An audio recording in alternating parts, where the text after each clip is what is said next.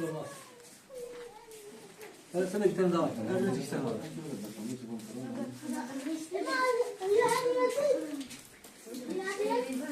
كان عديد اشتغل بس اشتغل بس مش عندي ضرب. Bu. هذا بطل قزاقة.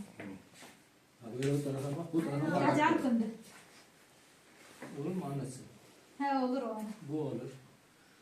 Bunlardan da bir tane beğen. تعجبيش ثوب. ثوب عجبيليش. So.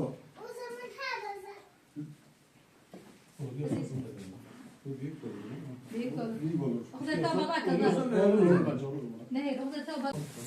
Allah bak o pantolon ben olacaksa al. Benimki tamam, ben de almışım.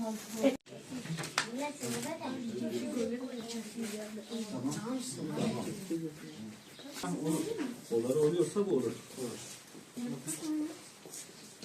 Olur. Tamam. Tamam. Oluyor tamam. Bismillahirrahmanirrahim.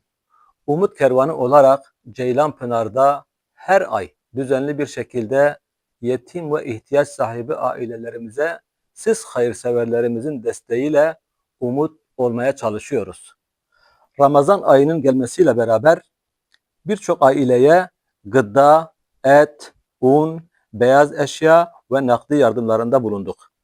Ramazan bayramı öncesinde yetim ve ihtiyaç sahibi çocukların yüzlerini sevindirmek için giyim yardımını yapacağız inşallah. İhtiyaç sahibi ailelere umut, hayırseverlerimize de yol gösterici olup veren el ile alan el arasında köprü olmaya çalışıyoruz. Bu kutlu yolda bizleri yalnız bırakmayan tüm hayırseverlerimize teşekkür eder. Rabbim kendilerinden ebeden razı olsun inşallah.